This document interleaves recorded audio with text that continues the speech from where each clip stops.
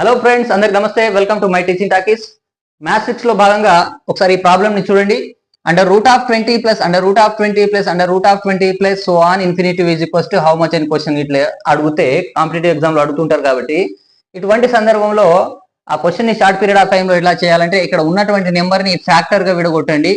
అప్పుడు అది 4 into 5 గా రాయొచ్చు. మనం ఇక్కడ ప్లస్ ఉంది కాబట్టి హైయెస్ట్ నెంబర్ ఏదైతే ఉంటుందో అది మనకి ఆన్సర్ అవుతుంది అనమాట. కాబట్టి ఇక్కడ ఆన్సర్ అయితే 5 ఫ్రెండ్స్.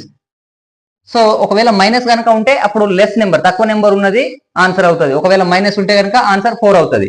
ఇన్ జనరల్ గా దీన్ని ఎట్లా చేస్తారు అని అంటే, under root of 4x plus 1 plus 1/2 గా చేస్తారు. ఎక్స్ ప్లేస్ లా 20 అని రాస్తే సబ్స్టిట్యూట్ చేస్తే చేయాలి. కానీ ఇదంతా ప్రాసెస్ అక్కర లేకుండా ఇట్లా ఫ్యాక్టర్ లాగా విడగొట్టి చేయొచ్చు ఫ్రెండ్స్. సో ఇక్కడ కింద ఉన్నటువంటి హోంవర్క్ ని చేసి ఆన్సర్ ని కామెంట్ రూపంలో తెలియజేయండి friends. Thank you very much.